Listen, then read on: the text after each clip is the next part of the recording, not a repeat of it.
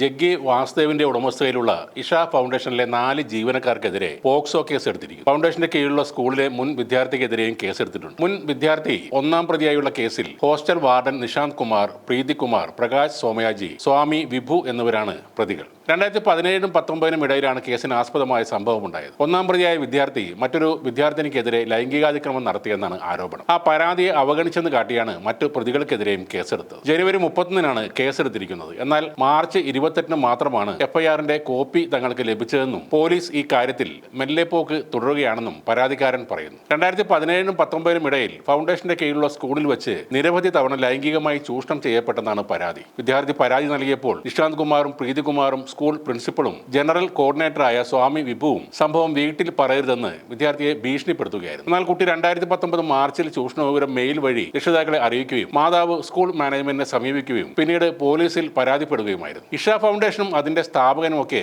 എല്ലായ്പ്പോഴും വിവാദത്തിൽപ്പെടുന്നവരാണ്. ഇന്ത്യയിലെ ഏറ്റവും സമ്പത്തുള്ള കോർപ്പറേറ്റ് ആൾദൈവം ആരാണെന്ന് ചോദിച്ചാൽ അത് ലോകവ്യാപകമായ ആശ്രമങ്ങളുള്ള സദ്ഗുരു ജഗ്ഗി വാസുദേവ് ആണെന്നായിരിക്കും മറുപടി. മോദിയുടെയും അംബാനിയുടെയും അദാനിയുടെയും ഒക്കെ ഇഷ്ടക്കാരനായി മാറിയതോടെ ലോകമെമ്പാടും പടർന്ന് പന്തലിച്ച് 50,000 കോടിയിൽ പരം ആസ്തിയുള്ള സാമ്രാജ്യവും ഇയാൾ കെട്ടിപ്പടുത്തിട്ടുണ്ട്. ഒരു തെലുങ്ക് കുടുംബത്തിൽ ജനിച്ച ആളാണ് ജഗദീഷ് വാസുദേവ് എന്ന ജഗ്ഗി. മൈസൂർ സർവകലാശാലയിൽ നിന്ന് ഇംഗ്ലീഷ് സാഹിത്യത്തിൽ അദ്ദേഹം ബിരുദം നേടി. പിന്നീട് കൂടുതൽ പഠിക്കാതെ അദ്ദേഹം കോഴിക്കച്ചവടം തുടങ്ങുകയായിരുന്നു. കോഴിക്കച്ചവടം ഒരുവിധം നല്ല രീതിയിൽ വരുമ്പോൾ 1982-ൽ ജഗ്ഗിക്ക് ആധ്യാത്മിക വെളിപാട് ഉണ്ടായി എന്നാണ് പറയുന്നത്. പിന്നീട് ജഗ്ഗി യോഗ പഠിപ്പിക്കാനും തനിക്കുണ്ടായ വെളിപാട് മറ്റുള്ളവരുമായി പങ്കുവെക്കാനും തീരുമാനിക്കുന്നു. അങ്ങനെ 83-ൽ ജഗ്ഗിയുടെ ആദ്യത്തെ യോഗ ക്ലാസ് മൈസൂരിൽ വെറും 7 പേരുമായി തുടങ്ങും. പിന്നീട് നിരവധി പട്ടണങ്ങളിൽ ഇയാൾ യോഗ ക്ലാസുകൾ നടത്തി. അതിനിടെ വിജയകുമാരി എന്നൊരു യുവതിയെ വിവാഹം കഴിക്കുകയും ചെയ്തു. 1997-ൽ കോയമ്പത്തൂർ ആശ്രമത്തിൽ വെച്ച് ഭാര്യ വിജയകുമാരി മഹാസമാധി അടഞ്ഞു എന്നാണ് ജഗ്ഗിയും സംഘവും പറയുന്നത്. എന്നാൽ തന്റെ മകൾ വിജയകുമാരിയുടെ മരണത്തിൽ മരുമകനെ സംശയിക്കുന്നു എന്നൊരു പരാതി ബാംഗ്ലൂർ സിറ്റി പോലീസിൽ ലഭിച്ചു. എന്നാൽ ജഗ്ഗി വാസുദേവ് സദ്ഗുരു എന്ന ആധ്യാത്മിക ആചാരനായി മാറിക്കഴിഞ്ഞ കാലമായിരുന്നു അത്. ഈ പരാതിയും കേസും